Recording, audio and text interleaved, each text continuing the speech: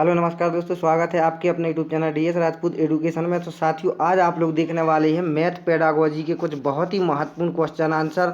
ठीक है, तो साथियों ये आपके क्वेश्चन जो रहेंगे ये आपके 20 क्वेश्चन रहेंगे और ये आपका एक प्रैक्टिस सेट पेपर है जो कि आपके लिए करते जाना है। किसी भी क्वेश्चन का आंसर आपको मालूम है तो आप लोग ज़रूर कमेंट करिएगा, उसका राइट आंसर हमें बताते चलिएगा।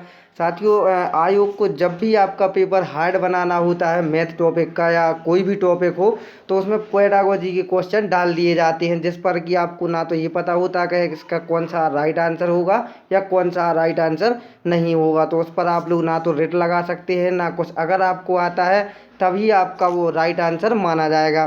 तो इसी हिसाब से आप लोगों के लिए मैं मैथ पेडागोजी की क्वेश्चन लेकर आया हूँ, जिसको कि आप लोग ज़रूर देखिएगा और शुरू से अंत तक ज़रूर देखना। तो चलते हैं अपन वीडियो को स्टार्ट करते हैं बिना समय बर्बाद किए हुए। तो साथियों, अगर आपको वीडियो अच्छी लगे तो लास्ट में ज़रूर लाइक कर देना, हो सके तो चैनल को भी सब्सक्राइब कर लेना।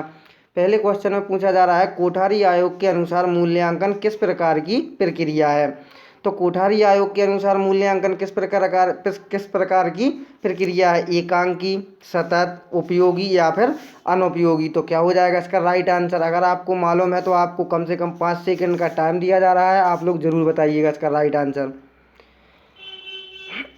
तो साथियों, जो कोठारी आयोग के अनुसार मूल्यांकन जो प्रकार की प्रक्रिया है वो है आपकी सतत प्रक्रिया। ठीक है, तो दूसरा वाला जो ऑप्शन होगा वो आपका राइट होगा। ठीक है, नेक्स्ट क्वेश्चन देखते हैं। निम्न में से क्या मूल्यांकन का सोपान नहीं है। अधिगम अनुभव की योजना बनाना, शिक्षण उद्देश्यों का निर्धारण करना, तीसरा ऑप्शन है शिक्षण उद्देश्यों को परिभाषित करना, या फिर चौथा ऑप्शन हो जाएगा उपयुक्त सभी। तो क्या हो जाएगा इसका राइट आंसर, बताइए आप लोग इसका राइट आंसर।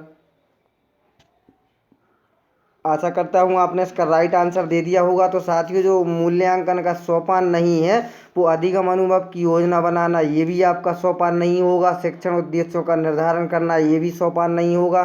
तीसरा ऑप्शन है शिक्षण उद्देश्यों को परिभाषित करना, ये भी आपका मूल्यांकन का सोपान नहीं होगा। तो आपका जो राइट आंसर होगा वो उपरोक्त सभी हो जाएगा। ठीक है, चौथा वाला विकल्प आपका राइट हो जाएगा। नेक्स्ट क्वेश्चन देखते हैं।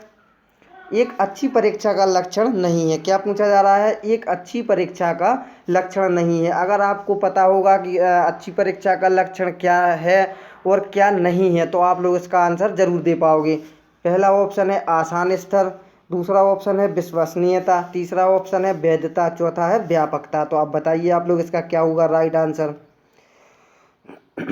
तो साथियों, एक अच्छी परीक्षा का जो लक्षण नहीं है वो नहीं है आसान स्तर। ठीक है, आसान स्तर एक अच्छी परीक्षा का लक्षण नहीं हो जाएगा, तब जबकि विश्वसनीयता, वैधता और व्यापकता ये अच्छी परीक्षा का एक लक्षण हो जाएगा। ठीक है, नेक्स्ट क्वेश्चन देखते हैं। निम्न में से क्या मूल्यांकन की एक प्रविधि है। लिखित परीक्षा, मौखिक परीक्षा, प्रयोगात्मक परीक्षा या फिर ये सभी। तो क्या होना चाहिए इसका राइट आंसर, बताइए आप लोग कमेंट करके। तो साथियों, जो मूल्यांकन की एक प्रविधि है वो लिखित परीक्षा है, मौखिक परीक्षा भी है और प्रयोगात्मक परीक्षा भी है। इसलिए आंसर जो अपना राइट होगा वो उपरोक्त सभी या ये सभी आपका राइट आंसर हो जाएगा। ठीक है, नेक्स्ट क्वेश्चन देखते हैं। गणित शिक्षण में मूल्यांकन की प्रक्रिया है। तो गणित शिक्षण में मूल्यांकन की प्रक्रिया कैसी होती है, प्रश्नावली, साक्षात्कार, पड़ताल सूची या फिर ये सभी। तो आप लोग बताइए अगर आपको मालूम है इसका आंसर तो साथियों, जो गणित शिक्षण में जो मूल्यांकन की प्रक्रिया होती है वो प्रश्नावली भी होती है, साक्षात्कार भी होता है, पड़ताल सूची भी होती है। यानी कि जो राइट आंसर होगा वो ये सभी आपका विकल्प राइट हो जाएगा। ठीक है, चौथा वाला। साथियों, अगर आपको ये वीडियो पसंद आए तो ज़रूर लाइक कर दें। इसी प्रकार से आप लोग और भी वीडियो देखना चाहते हैं तो ज़रूर आपके अपने YouTube channel DS Rajput education को ज़रूर सब्सक्राइब कर लें। और साथियों, सब्सक्राइब करने के साथ साथ आपको बगल में एक बेल आइकन भी आएगा, उसको भी ज़रूर प्रेस कर लें। उससे क्या होगा, उससे जैसे ही कोई वीडियो अपलोड होगी उसका नोटिफिकेशन आपके लिए सबसे पहले मिल पाएगा और वो आप लोग देख पाओगे। साथियों, ये आपके जो क्वेश्चन लग रहे हैं मैथ पेडागोजी के, ये UP TET, C TET, super TET, TGT, PGT और जितने भी जो परीक्षाएं होती हैं शिक्षक बनने से संबंधित, इन सभी में ये क्वेश्चन आपके पूछ लिए जाते हैं। तो इसी के हिसाब से आप लोगों के लिए क्वेश्चन प्रोवाइड करा रहे हैं। आप लोग ज़रूर देखिएगा, ज़रूर पसंद करिएगा इसको और वीडियो को बिल्कुल भी स्किप मत करिएगा, शुरू से अंत तक आप लोग ज़रूर देखना। ठीक है, नेक्स्ट क्वेश्चन देखते हैं। मूल्यांकन एक ऐसी प्रक्रिया है जिससे सही ढंग से किसी वस्तु का मापन किया जा सकता है। निम्न में से यह कथन किसका है।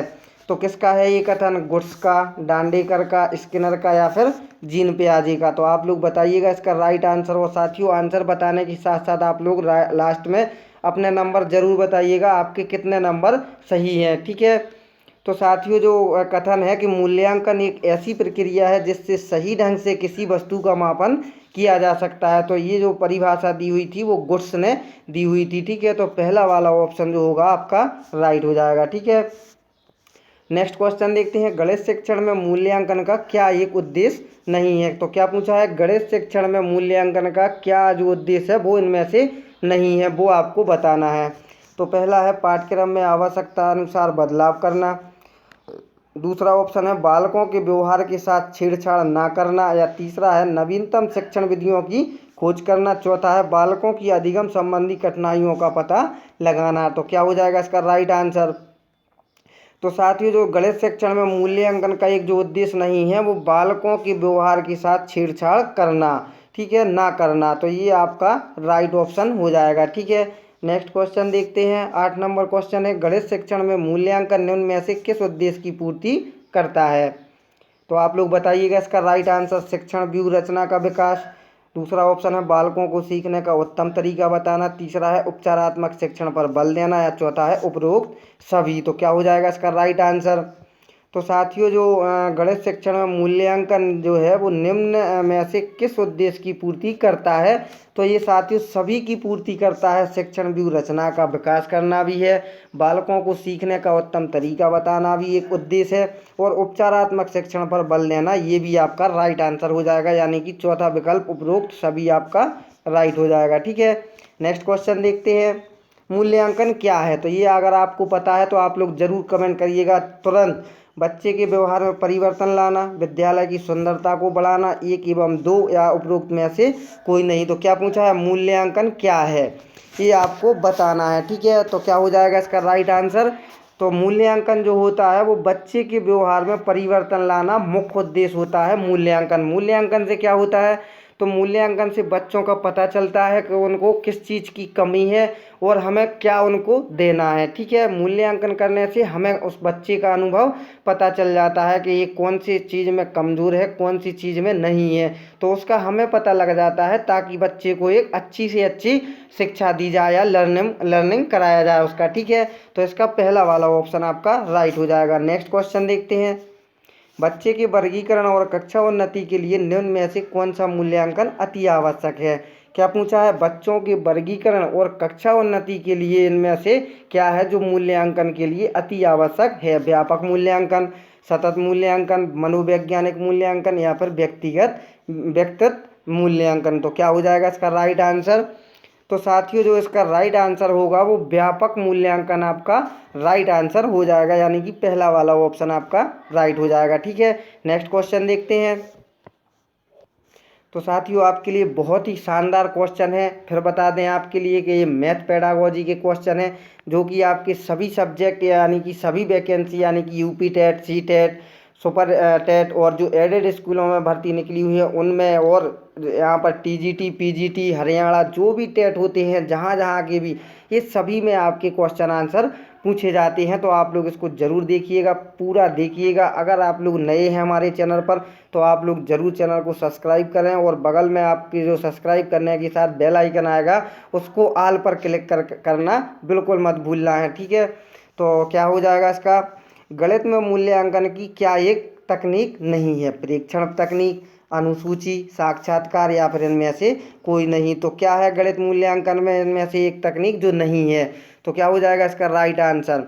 तो साथियों इसका जो राइट आंसर होगा, प्रेक्षण तकनीक भी होती है, अनुसूची भी होती है और साक्षात्कार भी होता है, यानी कि इनमें से कोई नहीं आपका राइट ऑप्शन हो जाएगा, ठीक है। नेक्स्ट क्वेश्चन देखते हैं, विचार विमर्श का महत्व है। तो विचार विमर्श का महत्व क्या हो जाएगा? लिखित परीक्षाओं में, मौखिक परीक्षाओं में, प्रयोगात्मक परीक्षाओं में, या फिर ये सभी। तो क्या हो जाएगा इसका राइट आंसर? तो साथियों विचार विमर्श का जो महत्व होता है वो मौखिक परीक्षाओं में होता है। विचार विमर्श का महत्व देखें, आपने देखा ही होगा कि जब मौखिक परीक्षाएं होती हैं तो उनमें विचार विमर्श किया जाता है, ठीक है। तो इसका जो राइट आंसर होगा वो दूसरा ऑप्शन आपका राइट हो जाएगा, ठीक है। नेक्स्ट क्वेश्चन देखते हैं, 13 नंबर क्वेश्चन है आपके सामने, छात्रों की शैक्षिक उपलब्धियों का पता लगाने का सर्वोत्तम उपाय है। तो छात्रों की जो शैक्षिक उपलब्धियां हैं उनका पता लगाने के लिए क्या करना चाहिए? मापन, मूल्यांकन, लिखित परीक्षा या फिर इनमें से कोई नहीं। तो क्या हो जाएगा आपके हिसाब से इसका राइट आंसर? बताइएगा आप लोग राइट आंसर, आपको मालूम है ये आंसर? तो साथियों आपने बता दिया होगा। जी हाँ, बिल्कुल सही लगाया है आपने। दूसरा वाला मूल्यांकन। मूल्यांकन करने से छात्रों की जो शैक्षिक उपलब्धि होती है उसका हमें पता चल जाता है कि बच्चे ने क्या सीखा है और क्या नहीं सीखा है। ठीक है, तो यही हो जाएगा आपका छात्रों की शैक्षिक उपलब्धियों का पता लगाने के लिए उनका मूल्यांकन करना चाहिए। ठीक है, नेक्स्ट क्वेश्चन देखते हैं।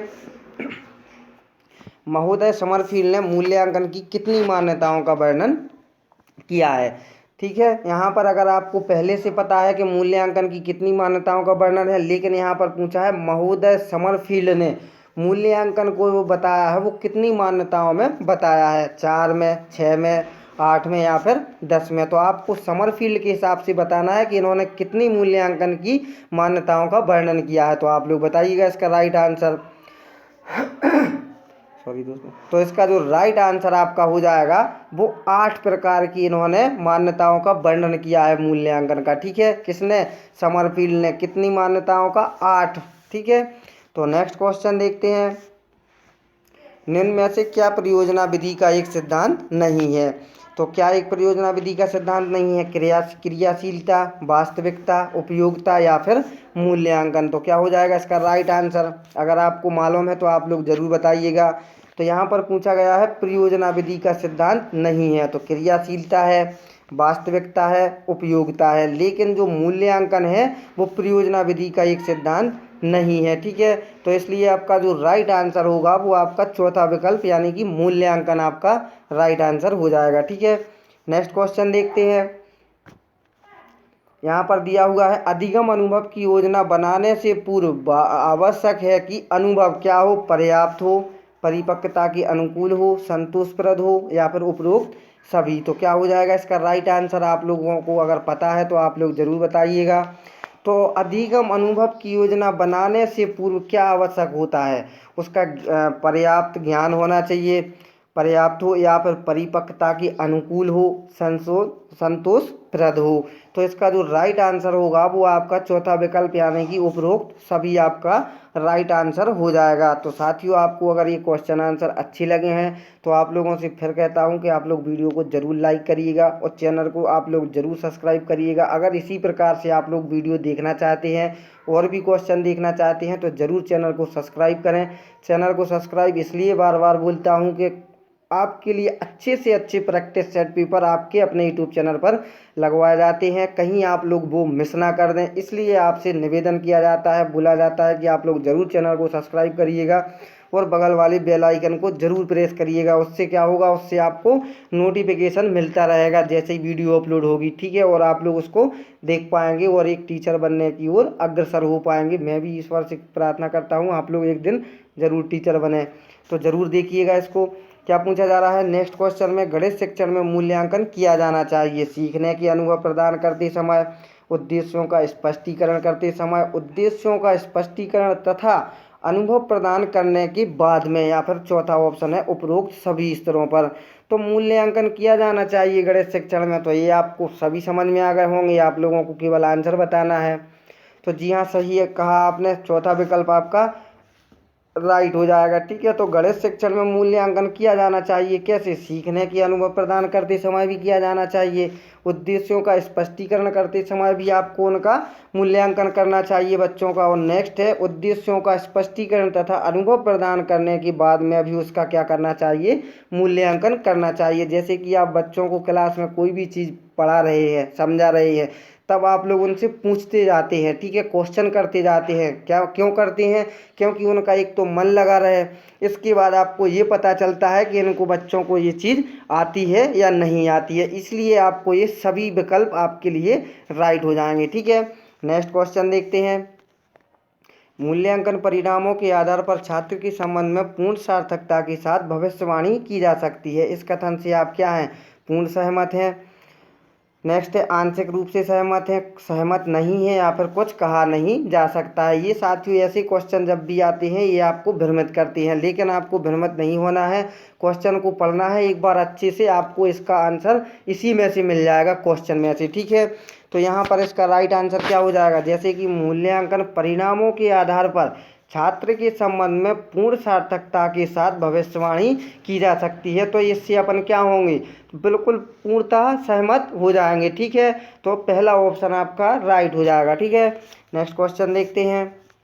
एक अध्यापक अपनी कक्षा में छात्रों को त्रिभुजों की रचना संबंधी प्रश्न हल करवाता है। वह कक्षा में किस क्षेत्र से संबंधित शिक्षण कर रहा है, मापनी संबंधी, मूल्यांकन संबंधी, अधिगम संबंधी या फिर सांख्य विधि संबंधी। तो क्या हो जाएगा इसका राइट आंसर, त्रिभुजों की रचना संबंधी प्रश्न हल करवाते समय वह कक्षा में किस क्षेत्र से संबंधित शिक्षण कर रहा है। तो आप लोग बताइएगा इसका राइट आंसर। तो साथियों जब वो त्रिभुज किसी बालक को बताएगा तो वो मापनी संबंधी उसको शिक्षण करवाएगा, ठीक है। तो पहला ऑप्शन आपका जो राइट होगा वो राइट हो जाएगा, ठीक है, ऑप्शन राइट हो जाएगा। नेक्स्ट क्वेश्चन देखते हैं। यहाँ पर आपका नेक्स्ट क्वेश्चन दिया हुआ है, यदि किसी छात्र की उत्तर पुस्तिका का मूल्यांकन दो शिक्षकों के द्वारा करवाने पर अलग अलग प्राप्तांक आते हैं तो परीक्षा में कमी थी, किस चीज़ की थी, विश्वसनीयता की, वैधता की या वस्तुनिष्ठता की या फिर कठिनाई स्तर की। तो क्या हो जाएगा इसका राइट आंसर साथियों, आप लोग बताना। आज का लास्ट क्वेश्चन है ये। तो साथियों जब भी आपका जो मूल्यांकन किया करवाया जाता है कि किसी छात्र की जो उत्तर पुस्तिका है उसका मूल्यांकन दो शिक्षकों के द्वारा करवाने पर उनके द्वारा अलग अलग प्राप्तांक आते हैं, तो अपन लोग परीक्षा में किस चीज़ की कमी मानेंगे, विश्वसनीयता की, वैधता की या फिर वस्तुनिष्ठता की या फिर चौथा ऑप्शन है कठिनाई स्तर की। तो क्या हो जाएगा इसका राइट आंसर। तो साथियों उसमें ओबियसली क्या होगा, विश्वसनीयता की कमी होगी, तब तो उसके आंसर अलग अलग या उसके प्राप्तांक जो हैं वो अलग अलग दिए जा रहे हैं, ठीक है। तो आज का साथियों लास्ट क्वेश्चन देखा।